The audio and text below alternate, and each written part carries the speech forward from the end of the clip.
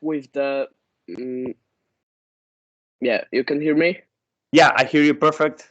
All well. Yeah, all good. Let's start with the beginnings of Crisix. The band has been formed in 2008, I think, as a Crisis. That's right. And 3 years later, you changed your name to current Crisix and released a debut album, The Menace. So please tell me briefly the story of beginnings of Crisix, why you changed the name, and generally how was it in the beginning? Well, the formation of the band happened in Igualada, which is our hometown, in 2008. You're correct. It's like, just so you know, it's like 50 kilometers away from Barcelona, so it's not like a big city. It's like a really small city. And it's so curious that in this small city, five people, that were like really keen to play thrash metal and make something cool with old school thrash and make something modern. It's so funny that we joined or we met together in this small town called Igualada in 2008. And this is the thing that made Crisix start. We just wanted to make a band, make something serious, play our music, play everything, blend our style in this thrash metal genre. We wanted to give more inputs, more ideas, and mix other genres and other ideas. So we really wanted to start like this, very focused from the beginning, and that's why we started like really, really, pushing everything, like composing very fast.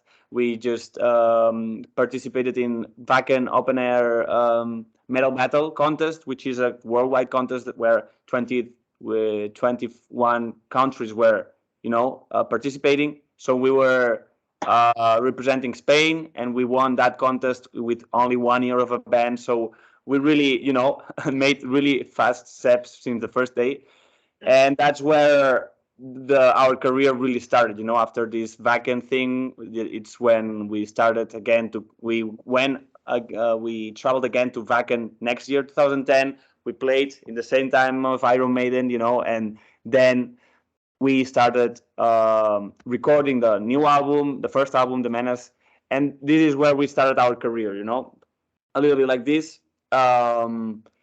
And this would be the first steps of Crisix. I would sum up like this. Then, when we released Ryzen, the first album, The Menace, is when we started serious touring in Spain. Then started to tour a little bit Europe, and gradually we started to make our name in whole Europe and worldwide, right? But it was not first. It was not easy in the first years, to make this name or this status, to people recognize Crisix. But yeah, it's been 15 years, working step by step, day by day with perseverance, and that's what let Crisix right now be one of the bands that represents thrash metal in Europe level, and also worldwide in the States. And we changed the name from Crisis to Crisix. Now I remember you asked me. It's because we put the name for the video game, the PlayStation video game Crisis. And obviously, then when we were registered our name, then Sony found out there was another Crisis, and even that is a video game. This video game had a soundtrack, so the soundtrack would compete with Crisis thrash Yeah. metal. That's why they asked us. I don't know if to say politely or trying to force a little bit or make a little bit of fear to just replace our name. So we didn't. We're very young. We didn't want any problem. So we did. Okay, we are just starting. Let's change from Crisis to Crisix and let's start this. You know, Yeah. that's right. Okay. So, what bands were your biggest inspirations in the when you were starting Crisix? The first band I would say it would be Metallica, because Master of Puppets was the album that shaped my guitar playing. The right hand, the down picking, and all this. I got very obsessed with this sound thanks to James Hetfield, and then this led me to discover more bands like Anthrax, which is the fun part that I think also identifies Crisix with. But also Testament, which is very refined melodies. These are the bands that really, really kicked in me.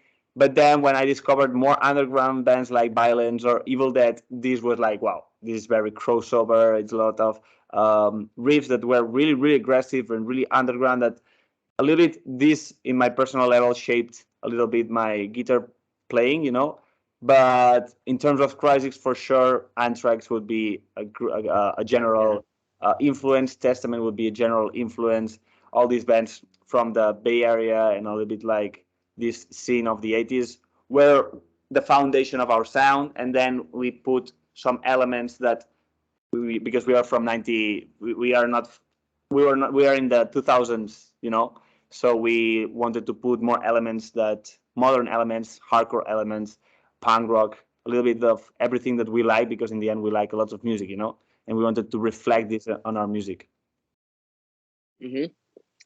Okay, so title of your latest album, Full HD, is full height, full height definition, and a lot of people thinks that is full high definition. So anyway, did you want to show that hate is a like real problem in our society now? We wanted to play a little bit with this game of words, from full HD, full hate, to full hate, from full hate, right? The hate definition. Yeah. And in the end, what we wanted to a little bit transmit, and I like that you asked me this because not many people ask this.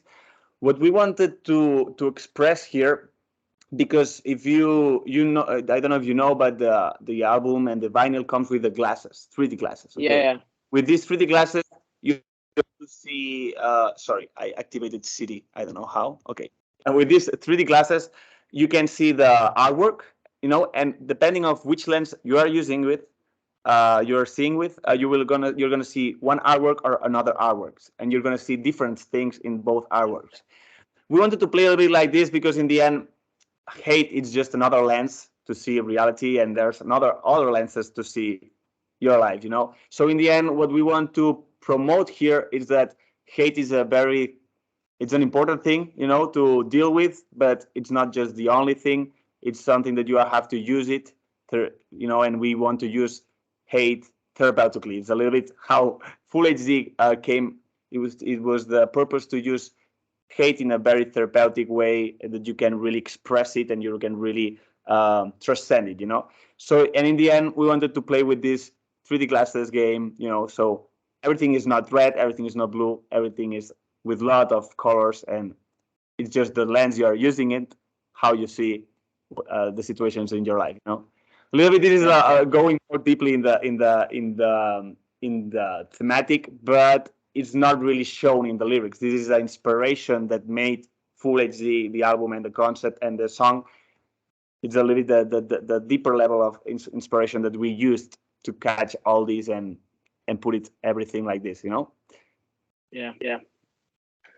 I wasn't in this glasses good. on Brutal. Maybe you saw me, but I don't know. And so I today I looked in these glasses and I saw it that there's a quite different look when you're looking through the red and when you're looking through the blue one. That's right. So now let's get back to your debut album, The Menace. It's kind of different than your next albums for me, because there are songs that are 6, 7, even 8 minutes long. So, and on the Rise Then Rest, From Blue to Black, Against the Odds, and Full HD, there aren't songs like that. So why you decided to cut a little bit of music in your songs? Short songs, or you like large songs? I like both, because I love crossover and I love progressive thrash like Hidden, and also Metallica from And Justice for All. So it's win-win situation for me. With The Menace, what I really like from this album, it's very spontaneous. We were like really teenage boys doing their favorite music, trying to do their thing. And you can really see this in the songs. because we were not that mature professionally or musically. So we just, vomited. We just puke all we had. And this is a little bit it reflects also with the length of the songs. Some songs we really structured a puzzle of riffs and a labyrinth of riffs, and it's cool in a way. In a way it's cool because makes the song really spontaneous, but in the other way also we wanted to make also songs in the next albums that were structurally well elaborated, very a little bit more catchy maybe, but not like talking about melodic or riffs catchy, but the structure itself. I'm just saying that the structure is easier to comprehend. But it's true that I think the good is an equilibrium of this progressive style, but also this more commercial, straight, easy structure. And in the Menace, you will see a lot some songs like "Mummified by Society," because we are now trying to relearn this song, because maybe we will play this song for our 15th anniversary. Is gonna happen next week. Maybe we'll play this song, and we were like, wow, the fuck, this song is like one part of the riff is here, and then we put it next to the other one, and then in the last part of the song we are like combining everything, and you get crazy, trying to remember all this. But it's cool, it's cool. No one has a defined formula how music should be, and I think it's cool that we also had this space to just do whatever we felt in that moment. This would be the explanation, that we just vomited all we wanted to do, and we had a little bit of, head of, okay, we want to make it this, that is more commercial, less commercial, but in the end we just, went with the flow, and it happened like it is. Then in the next albums we wanted to be a little bit more efficient, more optimized with some structures. That's true. But we also have some songs in the next album that are really progressive. You have songs like "Fallen" from Blue to Black, or maybe "Perseverance" from Against the Odds, and also we have in Full HD Escape, Electric Fate, or Bogda Viterna, that are really progressive songs that really have structure, melodies, and they don't repeat too much itself, and it's like a really piece of progressive music. Yeah. So, Full Hate Definition has been released more than a year ago. You did a lot of gigs throughout the year, and you already said that you are working on something for the new material. So, how far you are in works? Okay, so just tomorrow, we will announce the one thing that nobody knows yet, and it's gonna be our next release. This release is gonna be the 10th anniversary of Rise and Rest. But this 10th anniversary, particularly, it's a re-recording edition of all the songs. So we recorded all these songs in studio this year to put them a new sound, a new image, a new perspective.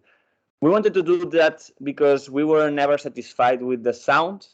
Back in the day, it was in 2013 when it was released, and we were not really satisfied with the sound, neither with the artwork, which it was cool, but in the end, we had several problems, and we tried one thing, it didn't work out, and in the end, we did the artwork by our own, like sculpting a wall, which is cool. I like poetically how that the album was built by our own hands.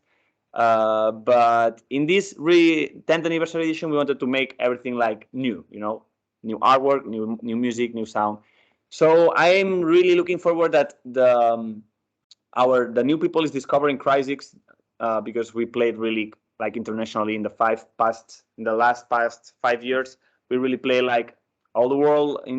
So I want that all these people that recently discovered Crisix also can dig into this album, that I think the sound and image didn't pay justice to the quality of the songs, because we really think that the songs have good riffs, good quality vocals, and everything.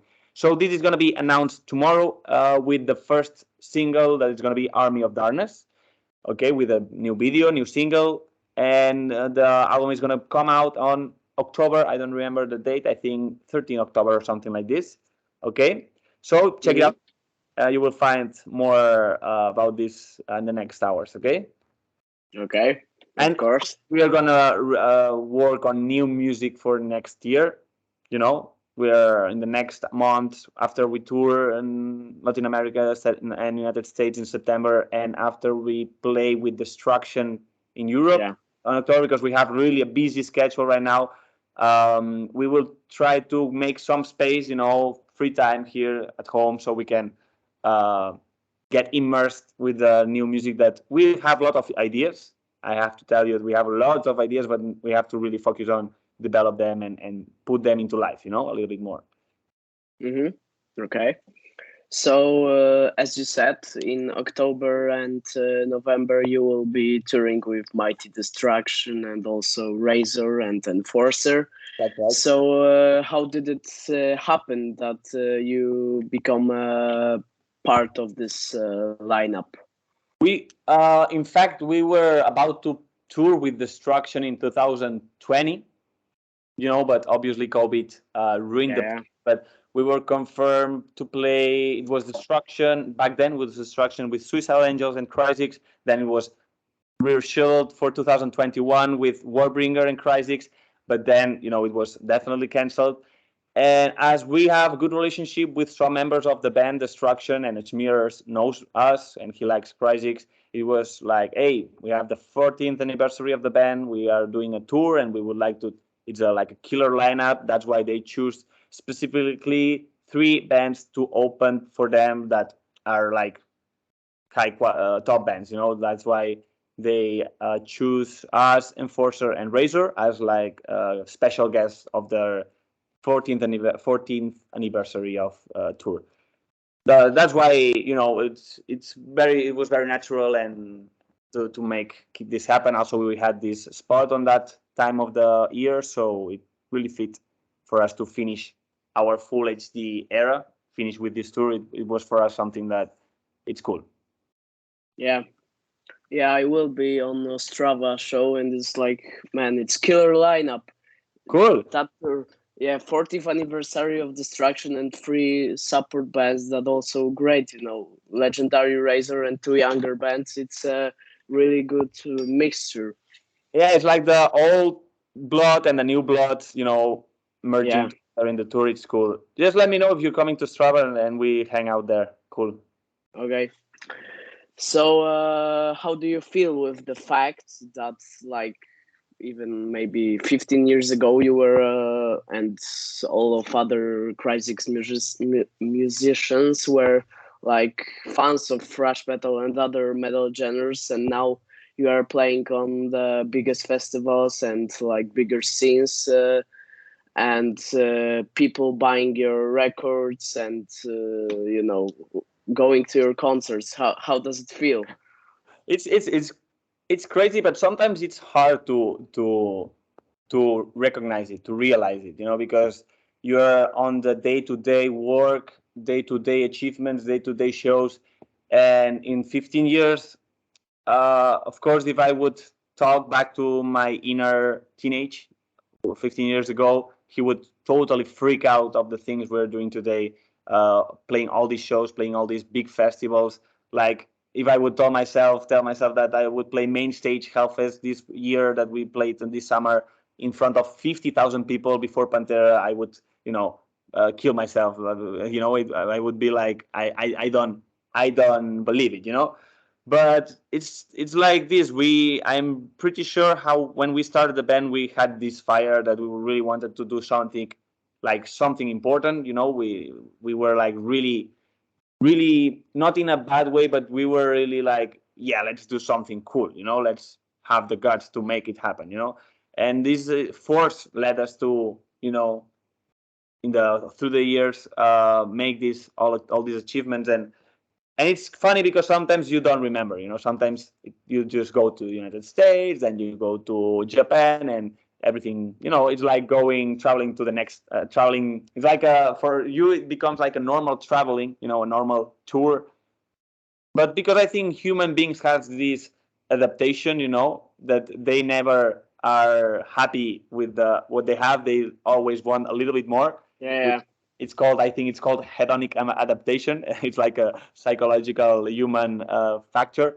And sometimes you really have to fight back and say, okay, hey, have some gratitude of what you're doing today, because a lot of bands would kill to get all these exposure, all these festival spots, all these tours, and appreciate it. Sometimes you and I something it's something I talked also with another band from Spain called Angelus de Patria.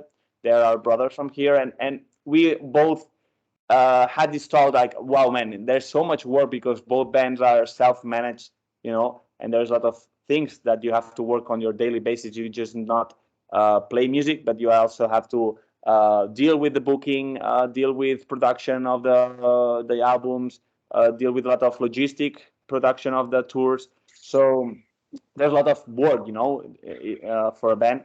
And sometimes it's when you are immersed in all this work, and maybe sometimes it's stressful, you cannot realize how lucky you are to have this job. Yeah. And it's something that it's normal to happen, but always you have to, put your feet on the ground and say, hey, what I'm doing is really cool. I deserve it after 15 years playing, and I have to be like, appreciate it, and appreciate all the people that comes to see you, and give them a smile and say thank you for buying our merch and buying our tickets. Yeah. Something, I think this is something that maybe for bigger bands it's very easy to forget. And maybe it's when Yeah. they become a little bit more assholes, I don't know, but I understand that this is a factor that can make you a little bit asshole when you lose this perception. Yeah. I mean, on the first day of Brutal Assault, I saw Sodom, and on the next day, I saw Crisix. And the difference that I really saw and really hit me was that Sodom played the show like, after 40 years, it's normal. It's normal show, and they like came up to the stage and Yeah, they do gone. they do their thing, play their thing, and they just say goodbye. Yeah, Yeah, maybe it's an excuse that they are 40, they are old, but I know many old bands that they really give their energy, even that they are not young enough, they cannot run enough. But you have bands like Iron Maiden or Metallica or even Anthrax that when they're playing, they're giving their everything. yeah, So it's something that it's not impossible, I think. It's something that you really have to cultivate and work on your own. But it's something that I appreciate to see when I see bands with this fire, older bands than us. I really appreciate because it's hard to maintain this fire, I guess. yeah, yeah. I agree because last year I saw Metallica, and I was in the first row, and I got 5 picks, and James Hetfield, Kirk Hammett, Lars Ulrich, Rob Trio, all of them was playing with energy and with love for the fans, and not like the next normal show. And Mm. they are the biggest, I think, metal band next to the Iron Maiden. So they, yeah, we can understand, I think, if they would be like not so contact like the smaller bands, and they are more they have more contact with fans than Sodom, which is legend, but Yeah, yeah, yeah. really smaller. And they could be a total assholes, Metallica. They could really act like total assholes, and people would still buy tickets and do their Yeah, thing. And but there is something that they have something, and that's why I think they are who they are. It's because also they maintain this. And it's I really appreciate Metallica for this. They give you a lesson yeah, of how to be a yeah. big. It's cool. hmm So in 2021, you released your first EP, Pizza EP, Yeah. which once again shows more like funny side of Crisix. So why you decided to release something like that? The times were obvious. We were in the middle of COVID times, and we wanted to release something in between. We were in that time we were already working on full HD, but we had like a really handful of songs, and we could not put them in just one album because we had like 20 really killer ideas. So that's why we decided to make an advance of these songs. That was the Pizza EP, and work on this release a little bit more like for the times that were happening that time, so you cannot go out for shows, people was like really in the need of this music and this healing of music, you know. And a little bit what the concept was a little bit like this, because we wanted to put it in a, you know, in a pizza box, the album, the vinyl, and then deliver it also to fans to home, you know. And we, it was a little bit, this was the motor, the fire that made a little bit all this strategy like it was, which was very unique, you know, and very fun to do, because we, as I said, we catched by surprise some fans. We went to their homes. We delivered with the pizza box our album, the Pizza EP, with our Crisix pizza that was released also on that time.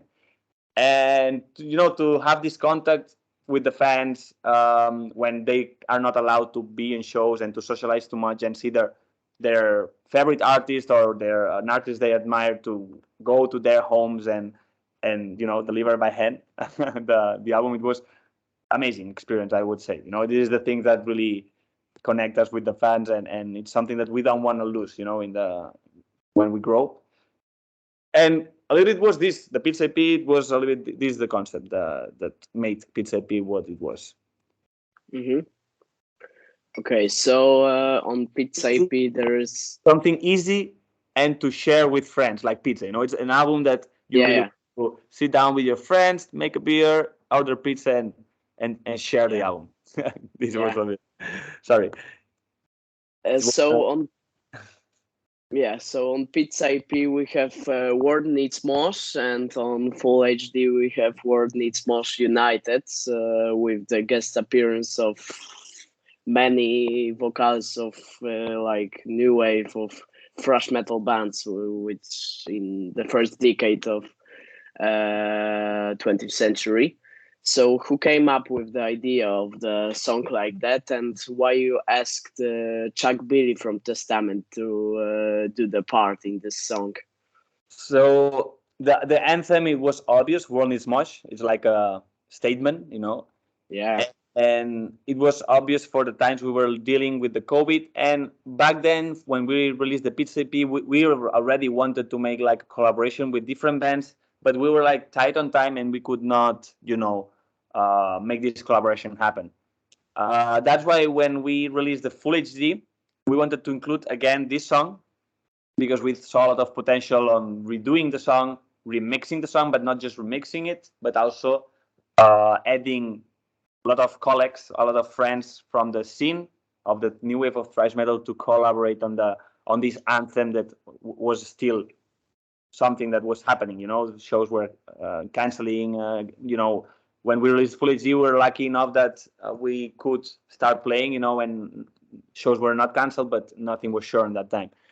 And that's why we asked Violator, Singer, Pony, Warbringer, John Keeble from Warbringer, Guillermo from Angelus Patria, Nick from Suicidal Angels, Nervosa, Gamma Bomb, Bonded by Blood, and all these Full by Fire and Sampler, all these bands that we shared a bond in the past or in the moment, but all these bands we shared something with Crisix, not just because we were part of this new wave of thrash metal, but because we played together, we were friends, we toured, you know, and we wanted to make this represent this on the song.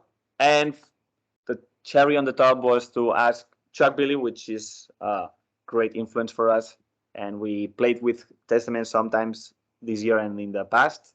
We asked him if he could make this video appearance, this cameo, and he agreed. It was cool, and I think it makes everything more greater, you know, this representation of the old school thrash metal, you know, leading to the new generations to sing their message. It's really cool, I think. Yeah.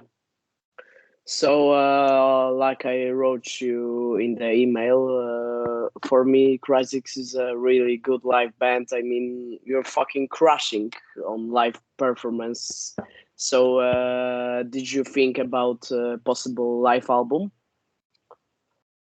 Yeah, we're thinking about a live album, especially for this 15th anniversary show that is happening in our hometown in 1 week. We are bringing 7 cameras. We're recording all the show, and we're thinking to put out on YouTube also, but we are thinking to make also live album out with this, but we have to check how everything is done, how everything sounds, and after we will make decisions. But for sure, we will post this show on YouTube, for all the people, because we bring a new stage, we bring the full production with CO2 cannons and all. So I think it's something cool to be recorded and be posted in YouTube forever, like a legacy show of Crisix. Yeah.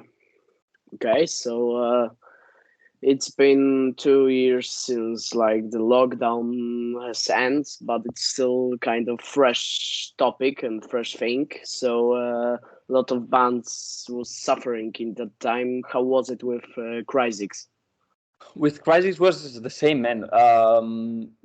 Live shows is one of the things that make bands prosper, and be healthy, wealthy.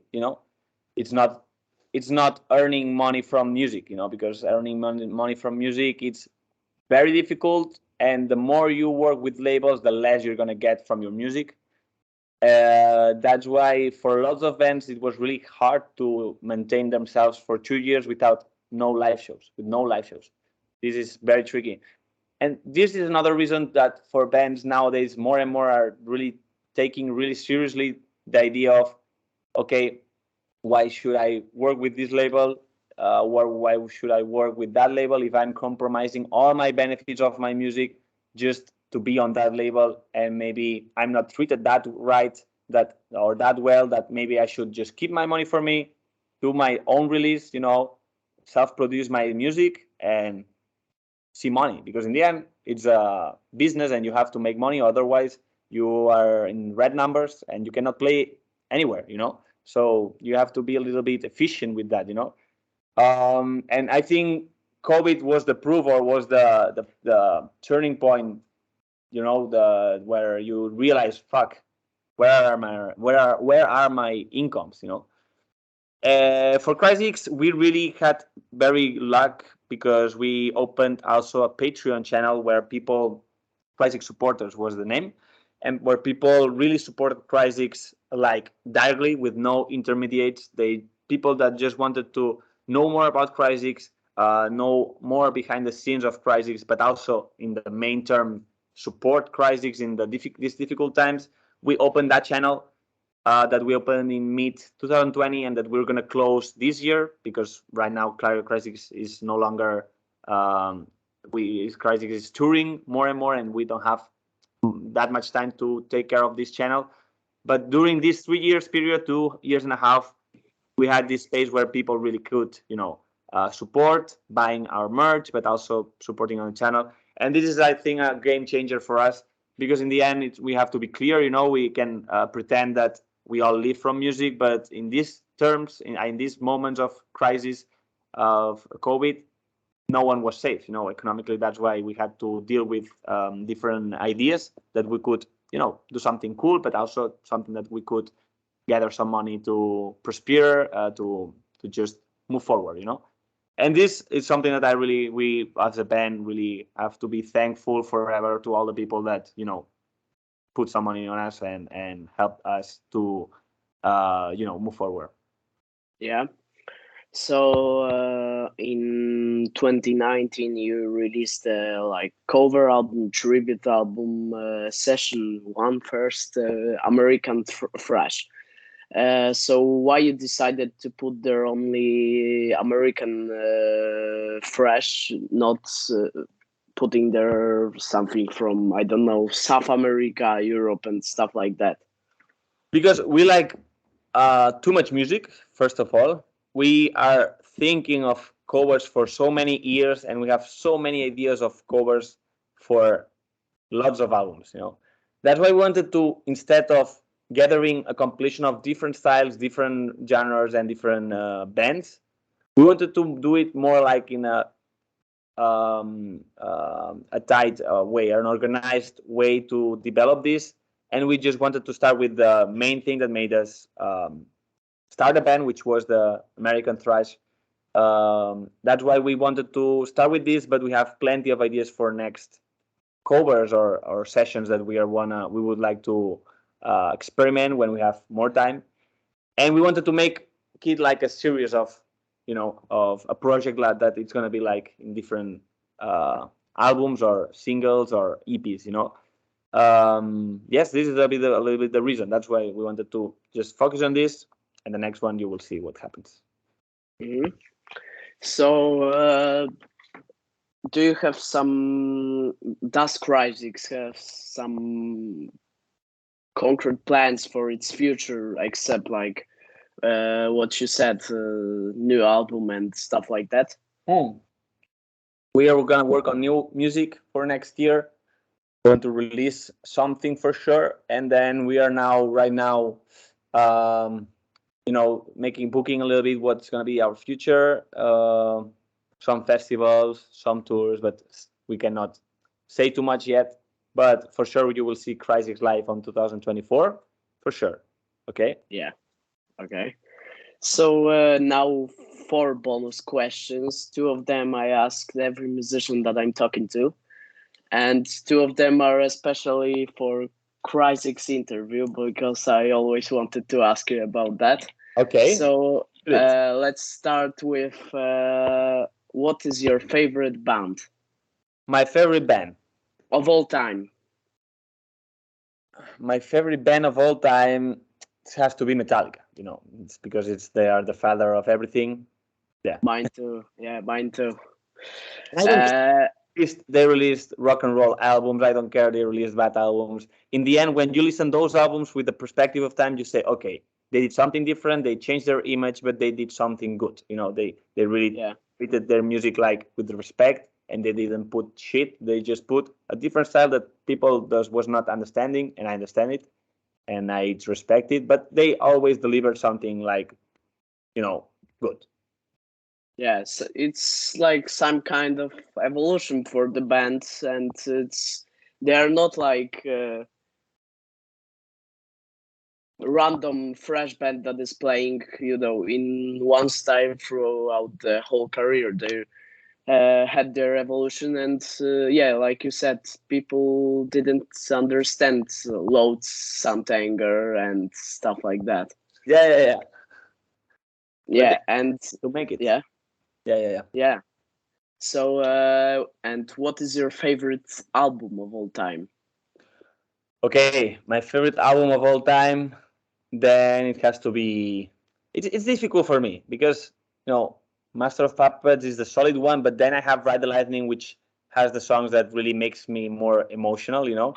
So I would say Ride the Lightning because it was the first album that since I was a kid, I was really stuck and really listening all day. Ride the Lightning. Yeah. Yeah. Okay, so now it's 2 questions especially for Crisix. It does it better, but is Crisix a pizza fresh band, or was? I don't know. I don't know what because I'm not really clear about the pizza thrash concept. We did the best pizza thrash release ever for sure with the Pizza EP because we released an album called the Pizza EP and we released a pizza with this album. This answers your questions.